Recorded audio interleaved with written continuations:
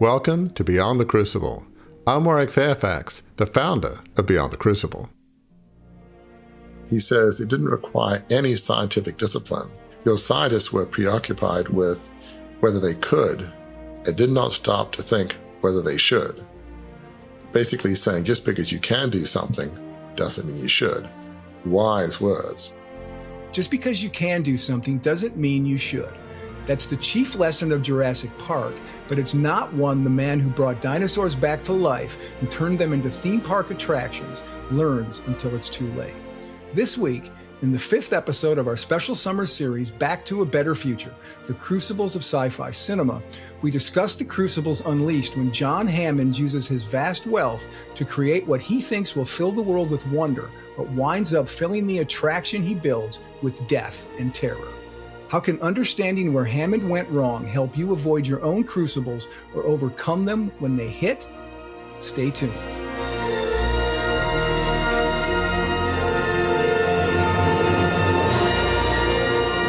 Welcome, friends, to Beyond the Crucible. You have joined us in the midst of our summer series, which we're calling Back to a Better Future, The Crucibles of Sci-Fi Cinema.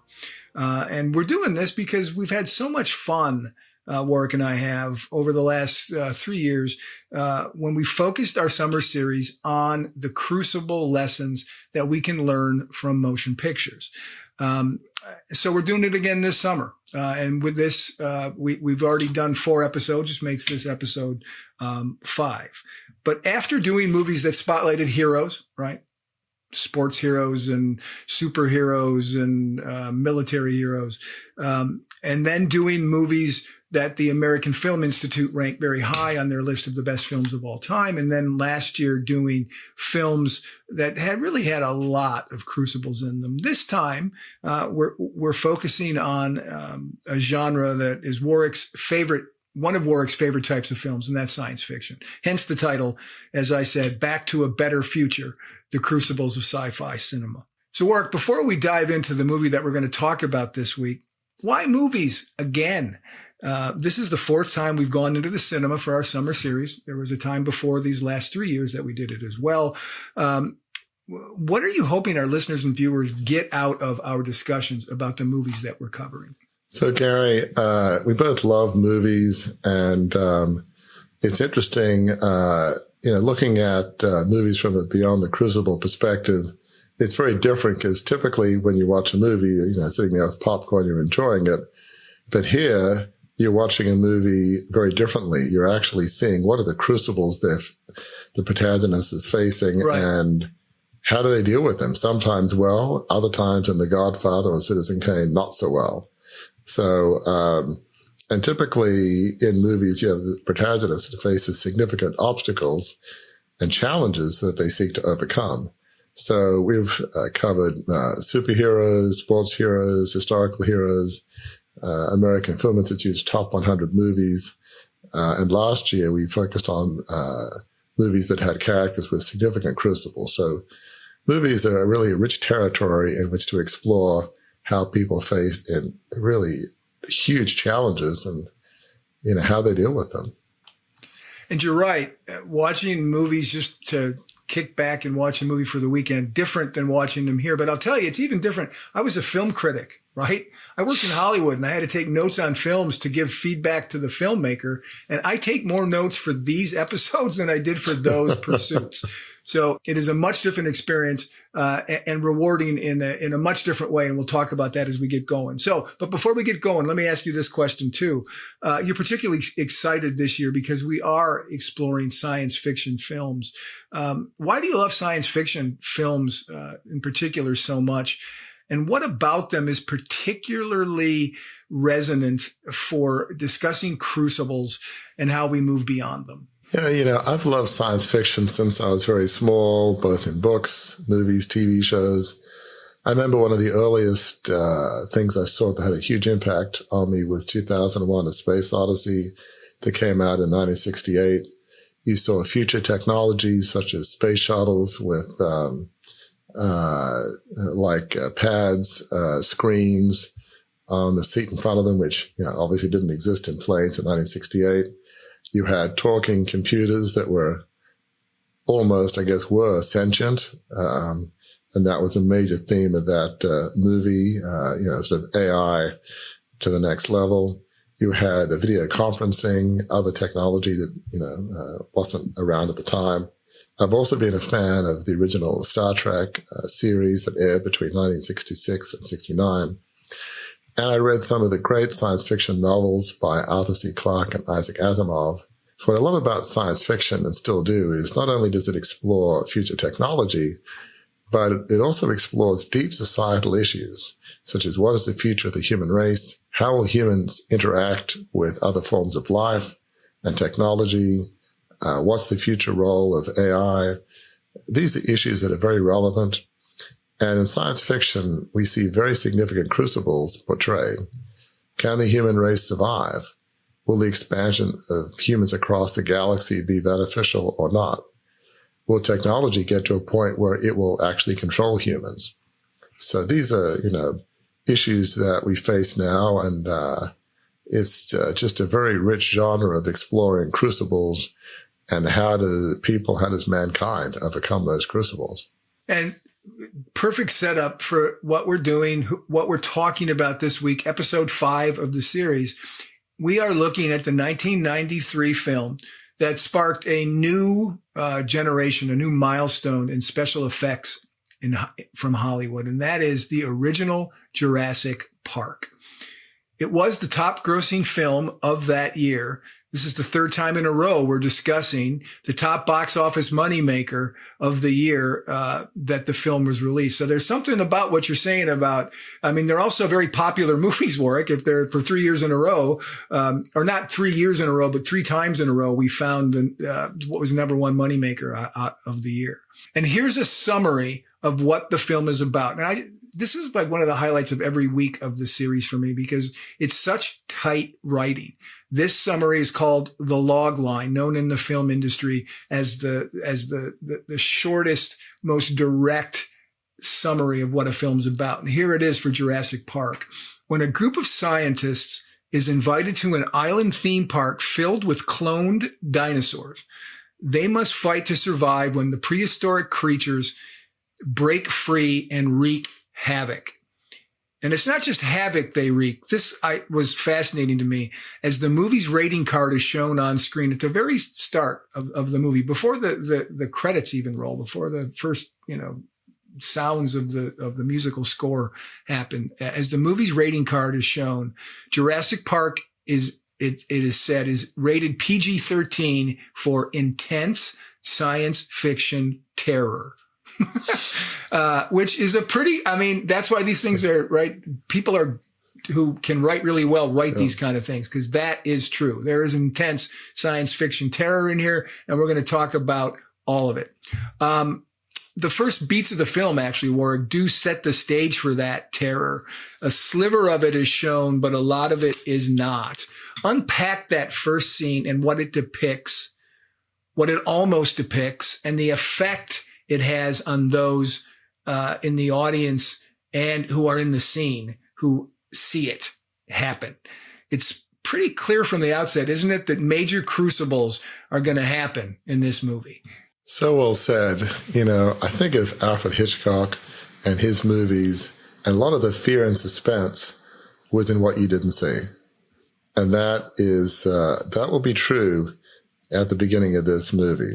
And so Steven Spielberg, who was the director here and helped, engineer this whole movie, certainly got this right. So in the opening scene, we see this large metal container, and it's being pushed up against a seemingly secure concrete cage.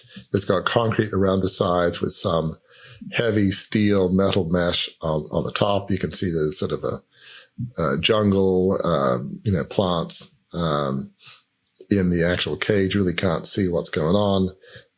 And so you see a man who seems to be in charge. His name is Robert Muldoon, who's the game warden of Jurassic Park. And he gives the order to open up the container and let whatever is in this metal container back into this concrete cage.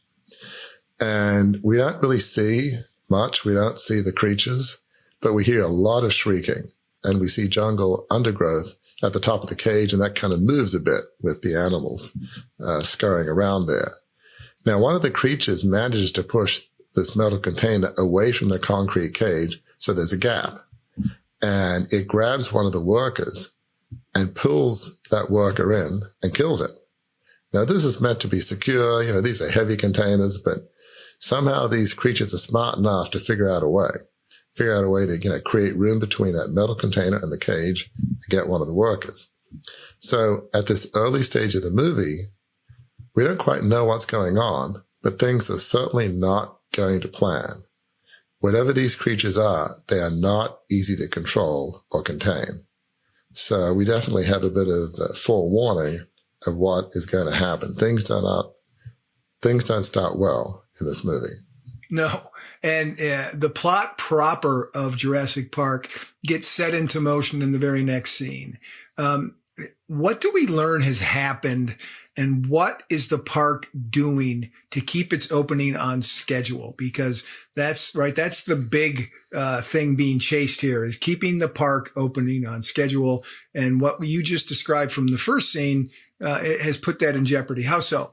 So we see a lawyer, and this lawyer is saying that the investors are getting nervous. In fact, it's the investors and the insurance companies. You need both for a theme park, certainly a theme park such as this, as we'll find out.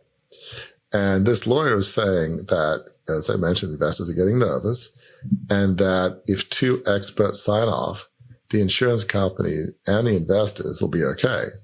But they're not willing to proceed without these outside experts saying that things are okay, because they've just heard about somebody getting killed in this opening scene. It could be a lawsuit from the guy's family. So, they're just a bit worried about this whole enterprise. And so the lawyer mentions Alan Grant, who's a noted paleontologist, as one of the experts that maybe they could get his input in. So at this point, we're at the stage where things are not going to proceed until two outside experts sign off, which then will give, hopefully, the insurance company's investors enough comfort to sign off and keep going ahead with whatever this theme park is. Right. And in the next scene, we get our first really good full sunshine out in the wild look at the CEO, the founder, the creator of Jurassic Park, and that's John Hammond. And John Hammond seems pretty good natured for someone facing what he's facing, as he meets with two of the experts that he wants to convince to come look at the park. This is a man who's had a hard time seeing his crucible as an obstacle, and that's not always good, is it? It's so true. We'll find out with John Hammond that I'm not sure that he even sees or knows what a crucible is. It's just like, every crucible is a speed bump, but not even a speed bump. It's just like, I think I felt something there, but we're pushing ahead. It's just he's a fascinating guy. So here we have this guy Hammond, and he's landing his helicopter in the middle of an archaeological dig in Montana. Yeah. And in the movie, you've got dust, getting kicked up and going everywhere. And this is over this fragile dig site where there are dinosaur bones, which is not exactly what you want to have happen. It just could contaminate the whole site. And here we see Alan Grant, one of the experts, paleontologist, and his fellow paleontologist, Ellie Sattler. And they're looking for dinosaur bones. And ironically, they've actually found a velociraptor, which, might feature in the movie at some point. So, yes, maybe these velociraptors, it's interesting that Grant tells this kid who happens to roll by that these are fearsome creatures. They're highly intelligent. They can run fast. They hunt in packs. So, these creatures, I'm sure he's probably thinking it's a good job we don't have raptors anymore, because those are scary creatures. So then we have Hammond, Grant, and Sattler. And they go talk in Grant's trailer. And Hammond has actually been supporting Grant to the tune of $50,000 a year donation. And Hammond says that he's leased an island off of Costa Rica, which will have attractions that will drive people out of their minds. Right. So, but the investors want outside opinions from the top minds in their field. And from Hammond's perspective, those top minds are Grant and Sattler. So Hammond wants them to sign off on the park, but Hammond won't tell them what kind of park it is, but he wants them to visit. So go visit this park. I'm not going to tell you, what's in there or why you're coming along, but just come with me. Well, not surprisingly, Grant initially hesitates. He's in the middle of this important archaeological dig in Montana. It's a long way from Costa Rica, where this island is off of. But after Hammond says he'll fully fund their dig, not just partly, fully fund for an additional 3 years, Grant says, okay, kind of an offer you can't refuse, right? For people in archaeology, it's not every day that somebody says they'll fund your dig for 3 years. It's interesting to reflect on Hammond at this point.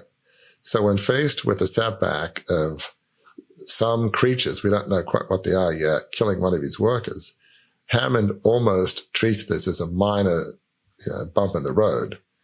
The investors and insurance companies want the opinion of outside experts before they'll go ahead. And Hammond's like, okay, let's get these experts in, let's have them sign off, and then we'll keep moving. No problem here. Just a minor setback. We've lost a worker. That's unfortunate, but okay. So, there's no deep reflection about whether they're on the right course or whether they should change direction. So we'll see, unfortunately, again in this movie, this sort of non-reflective, self-confident, almost arrogant approach from John Hammond, which will unfortunately have dire consequences. So, these are one of these characters we can learn a lot from, not just from what they do right, but in this case with Hammond, a lot of what they don't do right. Right. And one of the things that struck me about this movie back when I saw it in 93 and when I saw it a couple days ago for our discussion is Hammond has a favorite phrase he says all the time. Spared no expense. He says it all. In fact, how many times do you think he says it? There's actually a clip on YouTube which has every single time he says it. How many times do you think he says it? I don't know, 20? I don't know. Only 5, but it feels like more. He says it probably feels like 20. It does. It comes in very significant parts of the movie, and he says it right in good scenarios and not so good scenarios. So that's who John Hammond is. And you're right, Warwick, to say that is going to have dire consequences. And we see what can lead to some of those dire consequences in the next scene involving one of the computer programmers at the park, Dennis Nedry. Nedry has nefarious plans to get rich off of the technology of Jurassic Park, right? So Nedry, as we'll see, is not a good guy. He's off island in the mainland of Costa Rica, and he's meeting with the man who works for Hammond's corporate rival. So what this other man wants are viable embryos. We don't quite yet know viable embryos of what, but whatever they are, they're clearly valuable. Because this other guy says to Nedry that he'll give him $1.5 million if he can get his hands on embryos from all 15 species. So, kind of very much James Bond-like. He gives Nedry this fake shaving cream canister, which when you unscrew it, you have slots for little test tubes of all of the embryos. And this will, keep the embryos cool for 36 hours. So the plan is Nedry is to be at the east dock of the island the next night at 7:00 to meet a boat to pick up the embryos. So the other folks, the other corporation will have somebody meet them, a boat, and take those embryos away. So Nedry says there's an 18-minute window when security will be down, and then this other company is going to be able to catch up on 10 years of research. So what Nedry has is very valuable to this other corporation. Right. And it's after this scene that Hammond then flies his 3 experts, Grant and Sattler and chaos theory scientist Ian Malcolm, to the island Isla Nublar, where his venture is set up. When they land, just a beat more than 20 minutes into the film, which is an enormous departure on Spielberg's part for how this is normally handled in movies when there's a especially science fiction movie star that's going to show up, right? You don't see the apes in Planet of the Apes until an hour into the film. This is only 20 minutes into the film. Spielberg then reveals to the scientists and the audience their first live dinosaurs. Talk about that scene, because it's really, even 30 some years later, 33 years later, it's still a really impressive scene. It surely is. So, as you mentioned, Hammond takes these folks on a helicopter to this island. They get off the helipad, and they're in a Jeep, and they begin to take a tour. And here they are in these open Jeeps, and they're going through this sort of grassy area in, the island. And the Jeep stops, and Grant stands up in the Jeep. He stares. He is just amazed. Sattler's talking to somebody else, and, Grant and Sattler are pretty close. They look like they're dating. Anyway, so Grant grabs Sattler's head and, Right. slowly turns her head around. Turns her, yeah. And what we see is this huge dinosaur. It's like a plant-eating dinosaur. We'll find out it's a Brachiosaurus. And they all get out of the Jeep.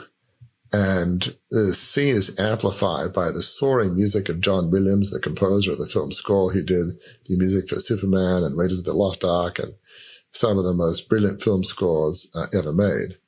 Now, imagine, Gary and I saw this movie at the cinema in 1993, and the technology, the CGI graphics to make this happen was just unparalleled. So you don't know what's going to happen, and you suddenly hear this music and this massive dinosaur, and you're like, oh my gosh, what is happening? Right. How do they do this?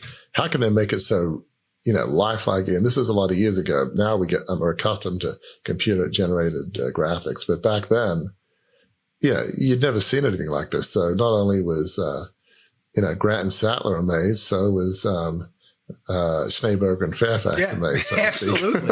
Absolutely. Sitting in our seats in the respective, cinemas. Yeah. So Grant and Sattler are amazed at what they're seeing, in real life. That they've theorized about. As I said, this dinosaur is a Brachiosaurus. And Grant says this dinosaur is warm-blooded. And I remember reading in the papers, things years ago, there was controversy as to whether the dinosaurs are cold-blooded, which reptiles are, or are warm-blooded. And there were some theorists that said, we actually think that they're warm-blooded because some folks speculate that dinosaurs really come from birds that are warm-blooded. So it's Grant and Sattler have done all this theorizing about what dinosaurs are. Well, now they're seeing the real thing that's confirming some of their theories. And we see this big, herbivore dinosaur eating leaves from the trees. But what's interesting is the reaction of others is quite different. So you've got, Grant and Sattler sort of their lifelong, not even a dream, but Right. just because they never thought they'd ever see a dinosaur, but they're seeing what they've spent their life working on in flesh. But you've got other reactions. You've got Ian Malcolm, who, as you mentioned, is a chaos theorist. He's not impressed at all. He says, you did it. You crazy son of a bee. You did it. So what Malcolm means by that, he is very concerned.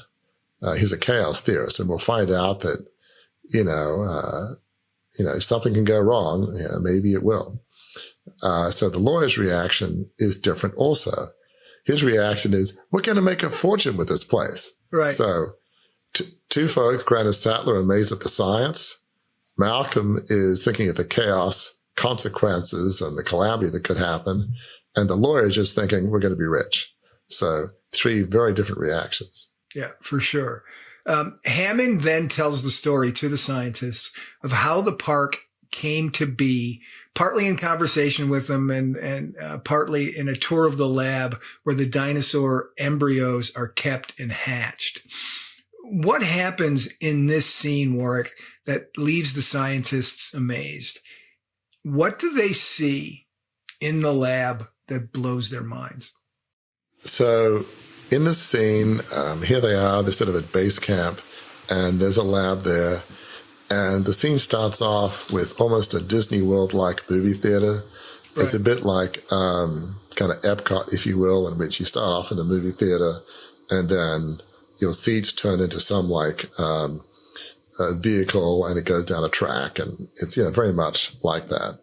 So they're in this Disney World-like movie theater, and there's a movie playing that's really talking about the process of making dinosaurs, but it's catering to a kid level in terms of, the audience.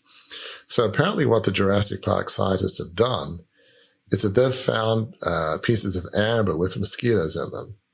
So apparently what happened is 100 million years before, mosquitoes had bitten a dinosaur and they got stuck in the sap of a tree. And over time, that sap becomes amber. So what the scientists have done is they've extracted dinosaur DNA from the blood that's in the mosquito that's in amber. Right. Pretty amazing stuff. I am glad that you said they do it in a bit of a kid way as they explain it, because what you've just described in the amber, there it is. There's my little kid me, my Jurassic Park bit of whimsy that I have in my office. So, but folks, rest assured, Gary is not going to try to get the dinosaur DNA out of that mosquito and reconstitute dinosaurs. Gary's going to pledge that he will not make the mistake that Hammond made. So absolutely, I learned my lessons from others. Exactly. So then they go on to say that gene sequencing and supercomputers fill in the gaps in the DNA sequence, because they need the DNA sequence to create these dinosaurs. But one of the things they do to fill in the gaps is use the DNA of a frog, which we'll find out is maybe not the greatest idea in the world, but seemed like a good idea at the time. So now we see this group, they've sort of gotten off the ride, if you will, and they're in the lab with a bunch of scientists. And one of the folks they talk to is Jurassic Park's chief geneticist, Henry Wu. And we see that there's some eggs, and one of those eggs begins to hatch, and there's a little dinosaur about to emerge, and Hammond thinks it's very cute and tries to help it by, delicately, peeling back parts of the shell. And so Henry Wu, this, chief geneticist, says that there is no uncontrolled breeding in Jurassic Park because they've, engineered them through, chromosomes and what have you, to make sure that all the dinosaurs are female and therefore can't breed. Problem solved, right? Well, Malcolm, ever the pessimist and frankly realist. And the chaos theorist, right? Absolutely. He's always expecting chaos. Yes, and he turned out to be true. So Malcolm is concerned and wonders how they could all be female. And so, Wu, the geneticist, explains the process, and there are ways of making sure that happens. Well, Malcolm says this is not possible, as the history of evolution is that life will not be contained. He says life expands new territories and life finds a way. Telling words, life finds a way. So then Grant asks, what kind of species is this baby dinosaur that's just emerged from the egg? Well, geneticist Wu, he knows you got a bunch of scientists and paleontologists. Well, he says a bit nervously that is a velociraptor. So remember in that early scene of the movie where, you're in Montana and Grant is talking about the velociraptor and they're hunted in packs, and he actually has a velociraptor claw, but it's like a souvenir. Scares a little kid with it. Absolutely. And so here they're, seen to be rebreeding velociraptors, one of the scariest creatures in the dinosaur world. So, what could go wrong? So, We'll see. Indeed we will. When the group stops for lunch, things really begin to change. I think this is where the kind of the tipping point of the film begins.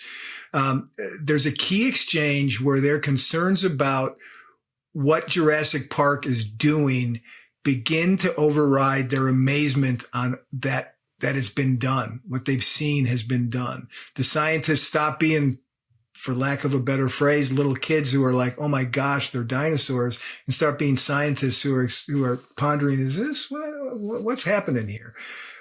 Let's take a look and a listen to a clip that really spotlights this for us. Adventurous guests, of course, can opt for our Jungle River cruise or for a close-up look at our majestic... None of these attractions are ready yet, of course, but the park will open with the basic tour you're about to take.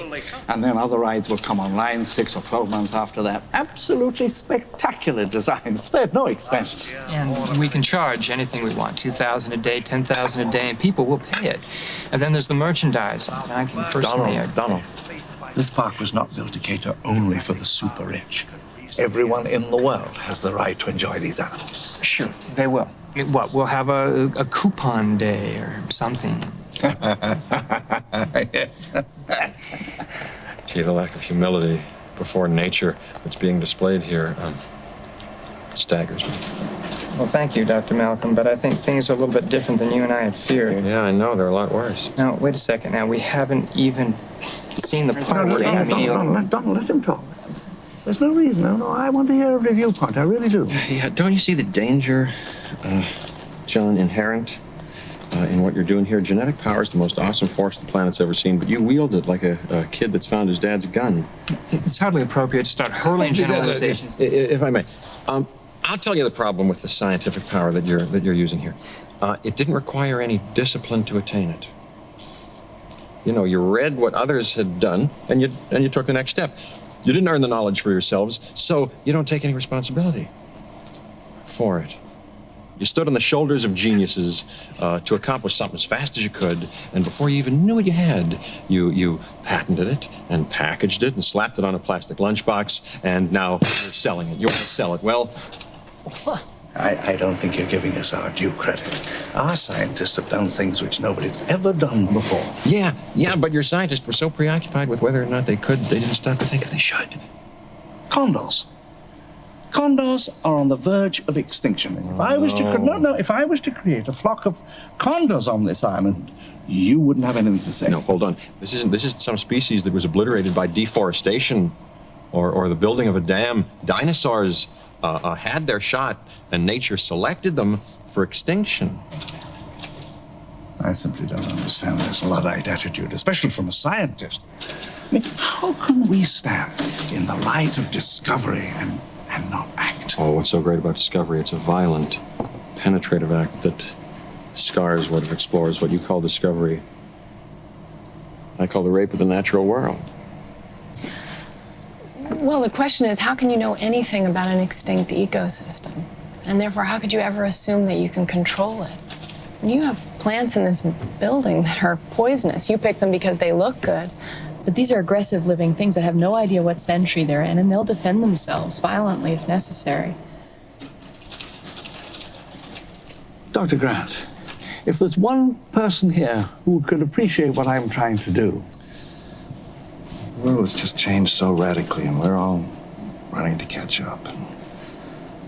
I don't want to jump to any conclusions, but look. Dinosaurs and man, two species separated by 65 million years of evolution, have just been suddenly thrown back into the mix together. How can we possibly have the slightest idea of what to expect? I don't believe it.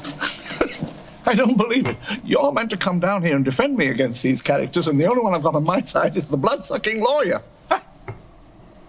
Thank you. Warwick, the scientists are seeing how ripe this endeavor is for unprecedented crucibles, aren't they? They really are. And, we have these scientists, Hammond, they're sitting around a dinner table in, the base camp, and they're having this fascinating conversation. They're having a very, very nice dinner.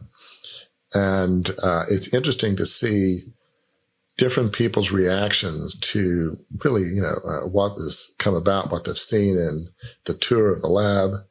And so we've got the lawyer saying that they can charge anything they want to. It could be $10,000 a day, $12,000 a day. And then, of course, there's the merchandising on top of all of that. It's not just ticket prices. Lunch boxes, right? Absolutely. And Hammond says, well, this park is not just for the super rich. He says he wants everybody in the world to enjoy it. The lawyer says, somewhat smilingly and condescendingly, well, we'll have a coupon day, throw crumbs to the little people. What is telling is Hammond just laughs. So here he said, well, I don't want this to be for the wealthy. And then when the lawyer says, well, it'll be coupon day, Hammond goes, oh yeah, okay, and laughs. So how much does Hammond care about taking care of regular people and not the super rich? One can wonder. Now, meanwhile, Malcolm says the lack of humility before nature that is displayed here, in this whole complex is staggering. And, while the lawyer says things look okay, Malcolm says things are a lot worse than he feared. He says genetic power is the most awesome force. But, you guys wield it like a kid who's found his dad's gun. A very graphic and unfortunately apt image. He says it didn't require any scientific discipline. Your scientists were preoccupied with whether they could and did not stop to think whether they should. Basically saying just because you can do something doesn't mean you should. Wise words. Malcolm says the dinosaurs had their chance and nature said they did not make it. Now, meanwhile, Sattler, one of the paleontologists, says that you can't know everything about an extinct ecosystem. And how can you assume that you can control it? These are aggressive living things that will protect themselves violently if necessary. Grant says he doesn't want to jump to conclusions, but dinosaur and man, two species separated by 65 million years of evolution, have just been thrown together. How can we have the slightest idea of what to expect? So Grant also has reservations. Now, Hammond, ever the optimist, to say the least, was taken aback by all this. And, he says the scientists are meant to defend him. And all three of them, Sattler, Grant, and Malcolm have not. And he says the only one that supports him is the blood-sucking lawyer. Those are his words, Yeah. So the scientists, Malcolm, Sattler, and Grant, they're all concerned about what could go wrong, about the unanticipated crucibles that could happen. Hammond and the lawyer, they just focus on money, fame, and the unprecedented impact that they will have. That's what they're thinking. It's two incredibly different reactions between the scientists and Hammond and the lawyer. Yeah. And they're going to be on a collision course, folks. Stay tuned. Hammond's grandchildren then show up. Tim is a dinosaur lover and a bit of a fanboy of Grant's, and Lex is a computer whiz. Both skills will prove important later on.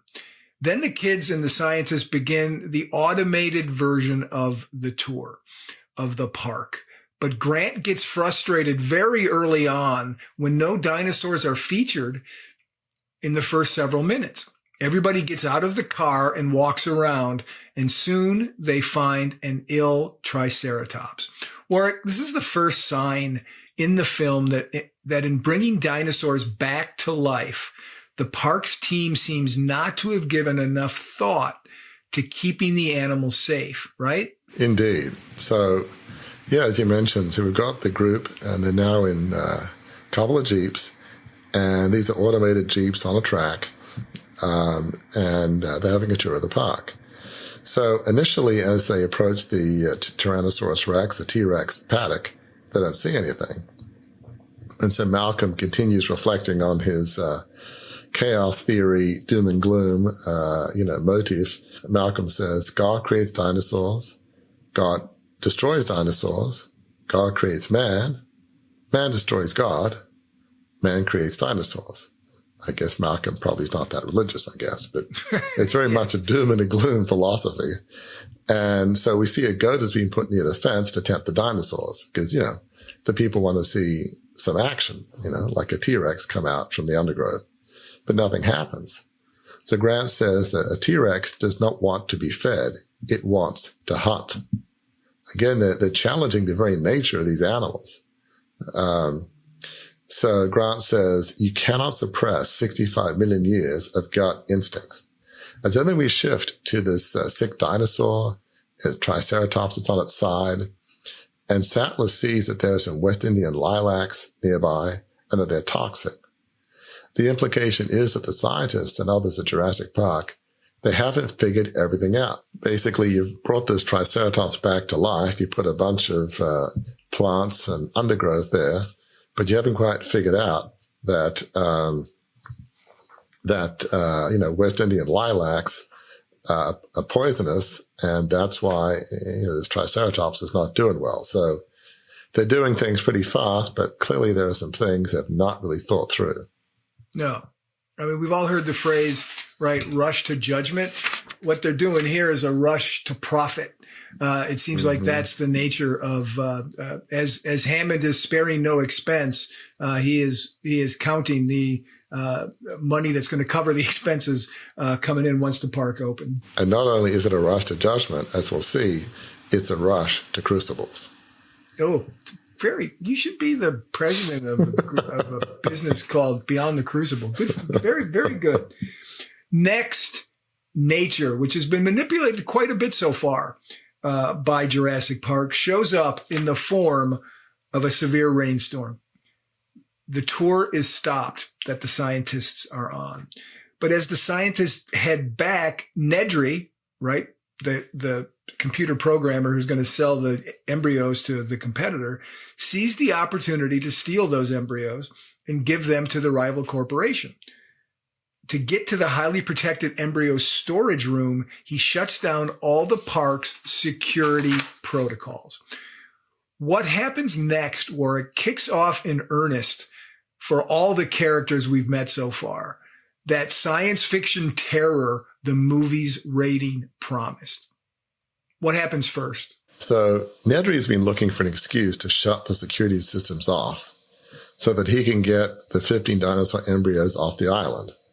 So he has to, as we've mentioned, go to the east dock of the island, meet the competitor's boat, and then eventually get paid.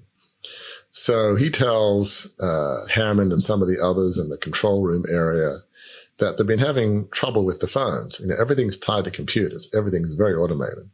And he says, we're just going to shut off the minor systems for about 80 to 20 minutes. Then he says, hey, I'm just going to get something at the snack bar. And does anybody want anything? Like he says, it's all very nervously, and he's not a calm, cool, collected spy. So Nedry shuts the systems down and gets the embryos out, because he has to shut the systems down to get the embryos out, and then runs off. Now, what's interesting is in an earlier scene, Nedry tells Hammond that he feels unappreciated. That's sadly for at least turncoats and people that, betray companies and their country, that somehow that's a common tale. They feel unappreciated, for whatever reason. So Hammond says that he's sorry about Nedry's financial problems. We don't know quite what that is. It's a gambling. Somehow Nedry's got himself into financial trouble. Hammond says he does not blame people for their mistakes, but he does ask that they pay for them. Now, these words will really come back to haunt Hammond, or at least they should. It sounds all very judgmental. Hey, I understand if you make mistakes, but there are consequences if you make mistakes. You're going to pay for them. I'm not, so much judging you. I'm just saying that's what happens. It's just all very matter of fact. You make a mistake, I get it, but you're going to pay for it. Those words will, could or should come back to haunt Hammond. So meanwhile, back with the group near the T-Rex paddock, we see this huge T-Rex devouring the goat. At this point, the fences are failing all over the park because of the systems that Nedry has shut down. So these fences are meant to be electrified, or they're not anymore. So the T-Rex tears through the fence, and Malcolm says that he hates being right all the time.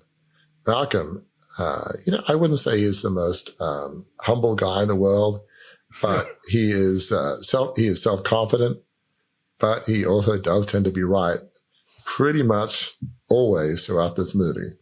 So, so now we see the T-Rex is right outside their Jeeps. Grant is in one Jeep, and then the kids are in another. And, there are some other people there, Sattler and the lawyer and Malcolm.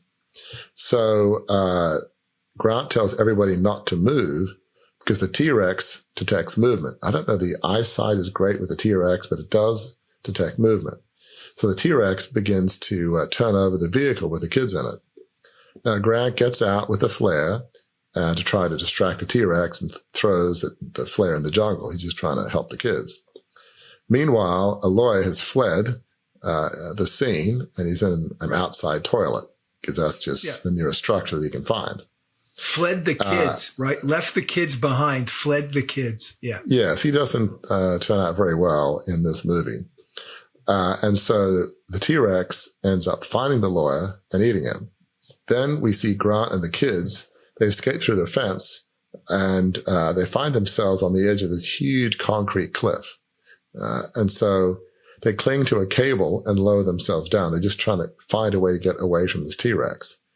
Meanwhile, Sattler and Malcolm, they escape in another Jeep and go back to base camp. And so as they try to flee, this T-Rex is chasing after them. They're trying to accelerate, and it's getting very close. And so we see a side mirror with these immortal words that everybody has seen many times. Yes. And in the side mirror, there are words that say this: objects in mirror are closer than they appear. And what do you see in this mirror? A T-Rex charging at this Jeep. Very humorous words that Spielberg and the other folks behind this movie engineer. I mean, it's a classic. How can you avoid that one? Objects in mirror are closer than they appear. It's just classic. So it's an incredible scene. And eventually Sattler and Malcolm do find a way to escape this T-Rex. And things go south next for Nedry as he tries to meet his contact. Let's just say he pays for his mistake. And it's not just the rain washing him off the roads, is it? No, indeed. So here's Nedry. He's nervously trying to make his way through the pouring rain. The roads are very muddy. Somehow he managed to, crash into the sign that says which way the east dock is. And he has no idea now because, the sign is just hanging down. And he's racing to the east dock, as we've mentioned, to give the embryos to this competitive company. But Nedry crashes, and his car seems to be near this waterfall. The Jeep is stuck. So he gets out this winch, which is attached to the Jeep, tries to put it around a tree to then try to, winch his way out from where it's stuck. Well, this dinosaur comes along. It's not that big. And it sees him, and, initially Nedry's tries to give it a stick, or it's as if somehow that would help. But the dinosaur starts getting all agitated and flaring up at him. So Nedry flees back to his car, but the dinosaur follows and kills him. And Warwick, the scene that's really instructive for our purposes follows. Grant, Tim, and Lex in a tree watching a Brachiosaurus, what Lex has referred to as a Vegisaurus, as opposed to a Metasaurus, those who do not just eat plants. They're watching a Brachiosaurus feed on the tree's leaves. It's a return to wonder in this movie, however short-lived. We'd all be wise in the midst of our own crucibles to look for the good among the bad, wouldn't we, as we're going through it? Yeah, such a good point. So here we have Grant and the kids. They've got out of the vehicle. Tim is trapped at one point, and they're trying to find their way down the cable, which they do, to the bottom of this concrete cliff. And they, wander through the jungle and the undergrowth, and they find this big tree where they climb up to try to spend the night and just find a safe spot to, away from all the dinosaurs. So what's interesting is before, it was clear that Grant feels uncomfortable with kids. After all, he made sure that he wasn't in the Jeep with the kids. I think he actually got out to get in the other one. He just does not want to be around kids. And so, but now we see that Grant and Lex and Tim are in this tree, and the kids are hugging him and he's hugging them just to, keep them safe. And then this very large herbivore comes up, and it's so big, even though they're very high up in the tree, it's looking to get some leaves from the top branches. And as you mentioned, this is a herbivore, a plant-eating dinosaur, a Brachiosaurus, and it's making some kind of noise, its way of speaking, if you will. And Grant tries to echo this noise back. And the kids are kind of huddling with Grant, and Tim is trying to make some, what some would say is like a dad joke version of the dinosaur joke. And, right.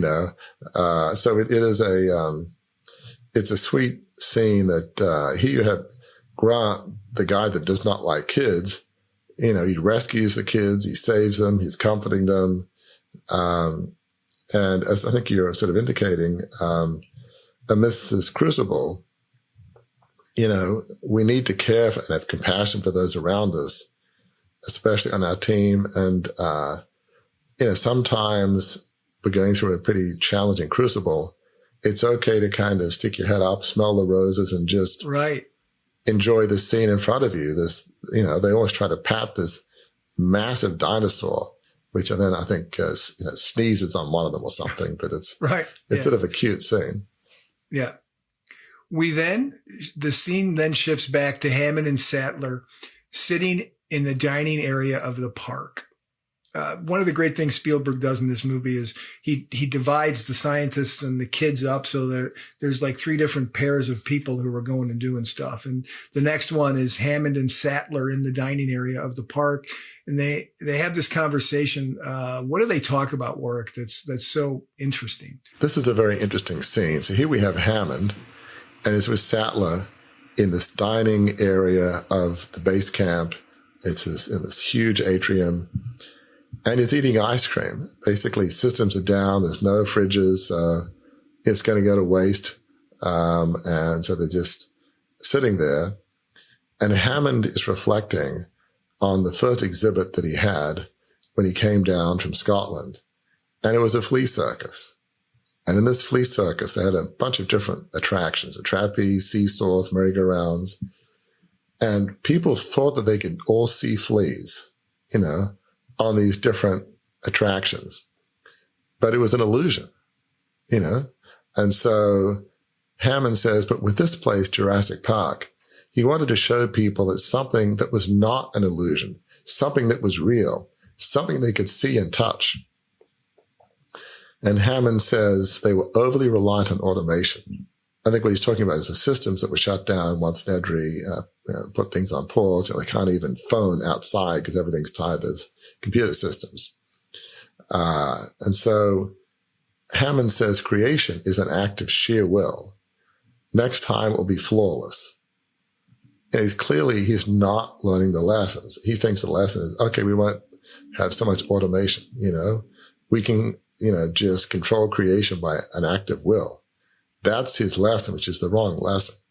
Sattler says, it is still a flea circus. It's an illusion. Sattler's basically saying this whole Jurassic Park, it's a flea circus. It's an illusion. I mean, she says it calmly, but those are tough, biting words. And Hammond keeps talking about having control again. And Sattler again says, that's an illusion that we have control. She says that she did not have enough respect for this place, and it is out now, meaning the dinosaurs. She says that the only thing that matters now, caring for the people that we love, basically saving them, rescuing them, Grant, Lex, and Tim. There are people out there, and they're dying. So Hammond still struggles to admit the mistakes he has made. He seems to believe that he can fix the problems and control things. Gee, the only mistake I made was too much automation. We can fix that. Sattler realizes that control is an illusion. Hammond has not learned the lessons of his crucible, while Sattler clearly has.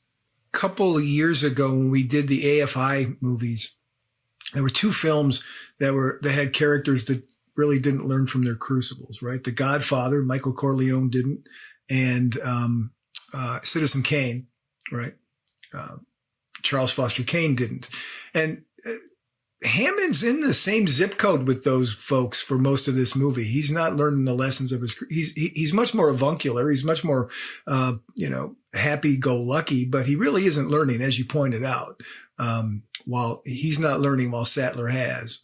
Hammond is certainly not as evil as Charles Foster Kane or Michael Corleone, but Sattler is arrogant and does believe that he can control everything, and he's not learning any real lessons from his crucibles just to say, oh, it's an automation problem. That really isn't the issue. So he's not, so far in this movie, learned any lessons. His decisions have had massive consequences. He's not tried to hurt anybody. in some sense, he feels like this whole Jurassic Park can be a wonderful attraction, help people Right. understand science. So it's not like he's intrinsically evil and that all his motives are bad. But he's a bit more of a relatable character in that it's easy to feel like you try to do the right thing in life, but yet end up not doing the right thing. You don't want to hurt anybody, but you end up hurting people, and you don't learn the lessons of your crucible. And that is certainly Hammond. Yeah. Now we'll switch back. Now we go back to Grant and the two kids, and they find several hatched eggs on the ground in the wild. What's the importance of this scene, Warwick? Because it's a pretty important one. It surely is. So here, Grant finds the eggshells, a number of eggshells on the ground. Well, what this says is that dinosaurs are breeding. So, remember what these scientists told them, that the dinosaurs were all meant to be female. But Grant says, well, part of the DNA sequence was from frogs, and frogs are amphibian, and that some frogs can change from one sex to another in a single sex environment. So adding that frog DNA ends up being a major mistake. Right. And Grant, says that Malcolm was right. You can't control everything. Life finds a way. Probably seemed like a good idea in theory. We've got some DNA sequences missing. Gee, let's use a frog. Maybe it's, something in common in some sense with dinosaurs, and, something that maybe will work, without thinking through everything in that decision. There's a scene that comes shortly after this one when Sattler goes out in the park with the park's game warden to try to reboot all the systems. Hammond says something here that shows he's not yet accepting the seriousness of the crucible he and others are in. So Hammond says that they're going to have to fully shut down the whole system in order to reboot it and wipe away basically the malware, the code that Nedry inserted in the system. And then the systems will come back, including the phones, which they need to call for help. So they shut down the system, but there's a problem. To turn that system back on, they've got to go out to this concrete bunker, if you will, concrete shed, where you'll have to turn the breakers back on. And that's outside this main base area. They'll have to go out into the undergrowth to get there. So Sattler and the game warden are about to go outside to turn the breakers back on in this concrete bunker. But before they do, Hammond says, this is all a bit like Disneyland when it opened. Nothing worked. So Malcolm says, when the Pirates of the Caribbean don't work, the guests don't get eaten. I mean, great phrase. So Hammond still seems to think that this is all an easy fix to get Jurassic Park back up and running. So we switch back to Sattler and the game warden. They're going through the brush to get to this concrete building where the breaker switches are. And the game warden, he's hunted in Africa. He is very aware of his environment, and he senses there's something out there. So he tells Sattler, run to the building and go inside, to re-engage the breakers. So while he stays outside to just see what's going on. So Sattler, goes down to the bowels of this concrete bunker. She has to charge up the breakers with some switch, and then she turns the breakers on. And then once they're on, she has to re-engage all the individual circuits that are there for each fence. Now, meanwhile, the game warden, he sees a raptor in the brush and is about to shoot it. Instead of calmly looking at him, it's in the brush a little ways away, and he's, getting ready to shoot this raptor. But he pauses. It's as if to say, this doesn't feel right. This seems a bit too easy, because these are highly intelligent creatures. Right. And just then a raptor appears right beside him. He says, clever girl. And those are his last words, because he does not have time to turn his gun and get the raptor. So a little bit too late. He says, okay, now I figured out what's happening. Yeah. So one of the most exciting, scary, dare I say, sci-fi terror scenes happens next, when three velociraptors attack first Sattler and then the kids.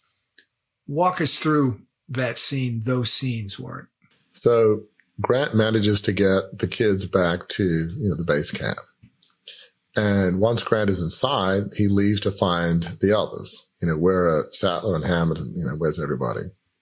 So Tim and Lex, they sit down in the dining area and, they start to eat cakes. I guess they brought everything out from the fridges and there are cakes there. And we see and hear a raptor that is nearby. So Tim and Lex, they run to the commercial kitchen. They close the door behind them. They hide behind some equipment that's there. And we see some raptors hunting them. Now, one even figures out how to turn the handle on the door to open it. Earlier on, I think they speculated as, could they, really figure that out? Grant and, Sattler trying to figure that out, trying to ponder that question. Well, clearly, these raptors are highly intelligent hunters. So the raptors get into this kitchen and they're hunting them. So eventually, the kids escape and they, find Grant and Sattler and they run to the control room. But they can't lock the door to the control room until the locks are rebooted. And so while the power's back on, the computers have to be rebooted. So while Grant and Sattler are trying to keep the metal door closed with this raptor trying to get its way in, Lex, who we've learned earlier knows computer programming, and she says it's a Unix system. Now, not every kid knows what a Unix system is, but she does. I don't know what a Unix system is. All I can say is I've heard the word of Unix coding, but that's about it. But that would be all I would know. But so there's Lex at the computer terminal, frantically trying to get the system online and, reactivate every part of the program, including the door locks. So eventually she does, and the control room door locks lock. So now they race out of the control room, being chased by raptors, and they find themselves in the atrium area of this base camp, and the two raptors have them trapped. And you've got Grant trying to protect the others. At this point, things look very dire, about as dire as it has all movie for Grant and the kids and Sattler and everybody. But fortunately, the T-Rex comes to save the day. About the only time in this movie when the T-Rex is the hero, right. But briefly. So the T-Rex comes in and starts eating one of the raptors, while the other raptor wants to try and defend its fellow raptor and jumps on the T-Rex and tries to get it. So they all flee outside to a gas jeep while all this is happening. And as Grant is getting in the car and they're about to drive away, Grant, in this sort of deadpan, pithy way, says to Hammond, "After careful consideration, I've decided not to endorse your park." All very calmly. And Hammond, in a rare moment of self-reflection and humility, says, "So have I." Hammond, for the first time in the movie, realizes there's a problem with the inherent concept of Jurassic Park. First time that's happened all movie. And then in a comical bit that, again, Steven Spielberg does such a good job of, as the T-Rex and the raptor are attacking each other in this atrium of the base camp, we see this sign falling down. And on that sign, it says, "When dinosaurs ruled the earth." Yeah. A fitting way to end, that part of the movie. Yeah. And speaking of ends, how does the movie wrap? The final scene in the film, how does that play out? So we now see them drive down in the Jeep to the helicopter pad, and they get in the helicopter because they've been able to phone, the mainland in Costa Rica to get help. And so we see Hammond in the helicopter looking at his cane. And on the head of that cane is an amber head with a mosquito in it. And so Hammond is reflecting about Jurassic Park, about getting dinosaur DNA from mosquitoes and amber. He's just thinking about this whole thing. Probably thinking, why did I do it? What was this all for? Where did it go wrong? I mean, who knows what he's thinking, but he's reflecting as he's looking at that amber head of his cane. Meanwhile, you've got Tim and Lex, and they're in Grant's arms. Like Grant's like their hero, their savior, the man who does not like kids is suddenly warming up to them, kind of likes having the kids around him. And meanwhile, Sattler, who, as we've mentioned, it does seem to indicate that she's in a relationship with Grant. She smiles at him. Like, who is this guy? I thought this guy didn't like kids. Maybe she's thinking, well, maybe this bodes well for the future. Who knows what she's thinking? But it's a neat scene. And so as the helicopter flies off into the sunset, we see birds, on the side, including pelicans. So it's really a somber end to the movie with a lot of reflection of what's happened. Right. So, Warwick, you and I are not, I'm going to date myself here. We're not Siskel and Ebert, right? We're not film critics. We talk about these movies not to review them. We talk about them to spotlight the crucibles the characters go through and the lessons that all of us can learn about their crucibles. So, how does Jurassic Park offer insight to help us move beyond our own crucibles? Yeah, I mean, we can learn a lot from the characters in this movie, Jurassic Park. We've got some characters who are not fully aware of the gravity of their crucible, like Hammond, who until the very end believes nothing to see here. I'm not even sure he admits it's a speed bump. Maybe it's just a pebble on the road. I mean, really, not much more than that. Everything's solvable. We've just got to figure it out. Meanwhile, the lawyer, he just sees dollar signs. Yes, he was, a bit concerned when the investors, the insurance companies were concerned, but now that he has experts who he hopes will sign off on it, he's good. So he's calm so long as the investors, insurance companies are okay and the money rolls in. That's really his way of looking at life. On the other hand, you've got characters that see the gravity of the crucible, especially Malcolm, who, from the very beginning, just is horrified by what he sees from just moment one, landing in Jurassic Park and seeing dinosaurs. Grant and Sattler are initially overawed by what they see, but pretty soon they begin to have doubts and reservations about what will happen. What Malcolm has said is telling about chaos theory and you can't control things. Grant and Sattler, they're paleontologists. They know you can't control life, evolution. You can't control what happens to the species. So this movie shows us that sometimes we will gloss over the crucible that we've faced and believe it's not a big deal and nothing to see here. We can absolutely solve it. So this is really the reverse of that common saying. In this case, it is actually making a molehill out of a mountain. So, we should never underestimate not just how painful our crucibles are, but how difficult it is to move beyond them. So you've got to reflect on your crucibles. You can't just say, okay, that was a crucible. Moving on. I'm getting back on the horse. We're moving ahead, full steam ahead. Nothing's holding me back. That is also just as bad as hiding under the covers and not doing anything. You've got to really understand and analyze and reflect on what went wrong with the crucible. It's not always just, if I did something a bit different, I can still carry on with life just the same way. Typically with crucibles, it might mean I need to change the direction of my life, not just retool and recalibrate and, slightly tweak. Rarely do you have a crucible, and we've had so many guests on our podcast and we've learned a lot from history. Rarely have I ever heard a guest saying, well, my big lesson with this crucible is I just need to tweak, my life by 5% and keep going. I can never remember one guest ever saying that, Life's not just about a quick, tweak to the crucible and everything will be rosy. Well, that seems to be Hammond's philosophy of life. This movie shows you that blind optimism and hubris can be very dangerous, and that's exactly what Hammond has. This kind of arrogance can help make crucibles worse and indeed create many new crucibles. And that's the sad testimony of John Hammond. Hammond is not an evil person like Michael Corleone or Charles Foster Kane.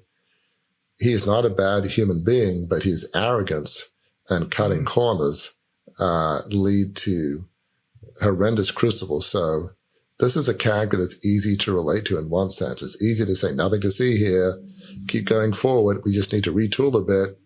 No problem. Everything's solvable. He's the kind of character that could be many of us. Folks, you've just seen the lights come up. The feature has ended. So as you gather up your popcorn boxes and your toys that came with the film, right? Sometimes they hand it out. Maybe they handed out things like this, like the Amber Stone, where you're watching the movie. But that will put a wrap on this episode of our summer series. Back to a Better Future, the Crucibles of Sci-Fi Cinema. We will be back next week with Scott. Give it to me. Give it to me. Give it to me. What? Give me the drum roll. All right, there it is. Next time, we will talk about what Warwick and I first learned was just called Star Wars. Now it is called Star Wars Episode 4, A New Hope. That will be in the next episode of our series. So until we are together for that episode, we'll save you an aisle seat and we'll see you then.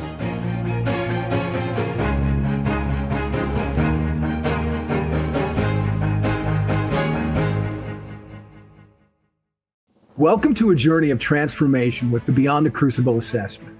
Unlike any other, this tool is designed to guide you from adversity to achievement. As you answer a few insightful questions, you won't just find a label like the helper or the individualist. Instead, you'll uncover your unique position in the journey of resilience. This assessment reveals where you stand today, the direction you should aim for, and crucially, the steps to get there. It's more than an assessment. It's a roadmap to a life of significance. Ready? Visit beyondthecrucible.com. Take the free assessment and start charting your course to a life of significance today.